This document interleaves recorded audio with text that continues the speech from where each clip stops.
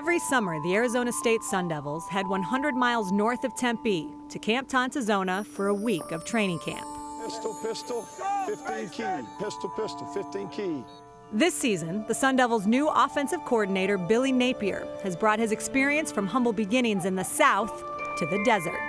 So you are born in Cookeville, Tennessee, grew up in Georgia. Tell me about Billy Napier as a kid. What was it like growing up in your house? I'm the oldest of four and grew up kind of right there in that small town community in northwest Georgia where, you know, my dad was the coach, able to observe him make a tremendous impact in young people. And that was what kind of gave me that calling to be a coach, and that's why I chose the profession. Good, that's it, that's a good looking football play. Send the threes, let's go, train close. I saw you say that Billy was the perfect choice for you guys. Why? You know, when I went into the thing, I had a lot of, you know, I'm not trying to win the press conference when I hire somebody. I want to find the right fit for us at the right time. And I think without a doubt, I feel good about that decision. He assimilated to the Sun Devils quickly. Within weeks of arriving in Tempe, Napier shared a very personal story with the team. He brought us all in.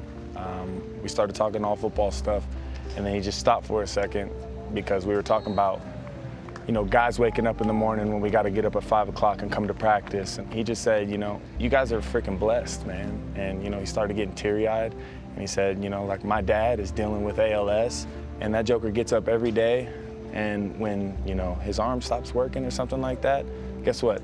He makes up for it. Billy Napier's father, Bill Napier, was diagnosed with ALS, Lou Gehrig's disease, in the summer of 2013. So he spoke to us about his pops in one of the first meetings that he was ever there, so I think that was a big step for us. He was choked up, so it's something that's important to us now. And to see the love he had for his father, that was very special. That was probably the most difficult year of my life. Once we came to grips with that, and we saw how Dad handled that, and the perspective that he kept, it kind of recentered us as a family. You know, we were able to really verify who we were and what we were about, and it became a strength. All right, here we go, what's up right here on the side?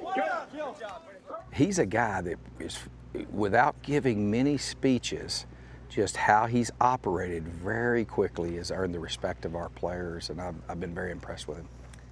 Great, who was the Z? Who was the Z? Who was the Z? I think Daniel. Good job. What he did was he made himself vulnerable instead of, you know, having an ego and being somebody who is, you know, just thinks they're just a guy and, you know, nobody can tell them anything. He let it so that we could see that side of him, and, you know, it's just amazing to see that.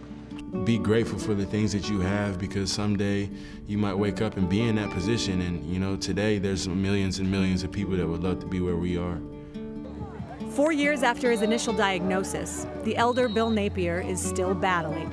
His story, a continuing source of inspiration for the Napier family, and now the ASU community. Compete now, let's go. Every rep's a competitive rep. What has his message been to you throughout this? Well, no excuses, you know, make a difference. Sometimes you got to reflect, you got to wake up and realize how good you got it. So we're blessed, man. We got life in front of us, we're healthy, and we got opportunity. So, you know, that perspective is what it's given me, you know, and I think so many people would say the same thing.